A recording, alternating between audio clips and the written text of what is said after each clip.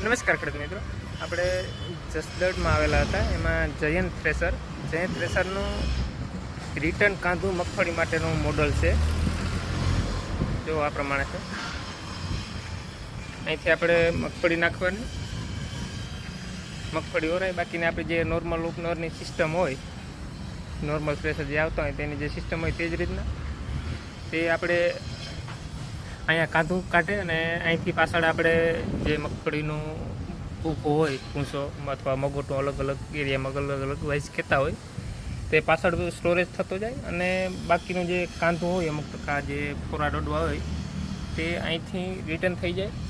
તેના માટેનું આ એલિવેટર બનાવેલું છે. આ એલિવેટરમાં રિટર્ન કાંધું થઈ જાય. રિટર્ન કાંધું મોડલ છે. એ પાછું આપણે અહીંયા આવતું જઈએ અને રિટર્ન ઓરાતું છે. એ કોઈ અલગથી સ્ટોરેજ કરવાની જરૂર રહેતી નથી. ને મગફળી માટેનું આ ઉપરનું આપેલ છે, ત્યાં મગફળી સ્ટોરેજ થાય છે. 30 મણની આજુબાજુ મગફળી સ્ટોરેજ કરી શકાય. અને ખાસ આપણે એક ગમેલી છે,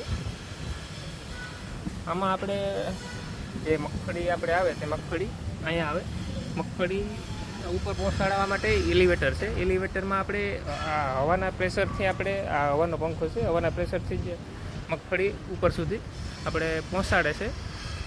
તેમાં માટે એક ગમેલું છે કે જે આપણે બીજા બધા થ્રેસરમાં, ઘણા બધા થ્રેસરમાં આવે કે આપણે વાટકા સિસ્ટમ હોય.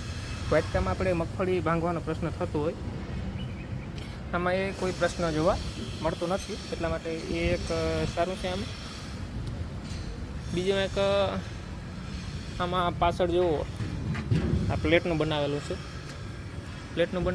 એથી આમાં કોઈ કાપડ કે કોઈ જારી કે મારવી પડતી નથી. આખું રેડીમેડ જ આવે છે.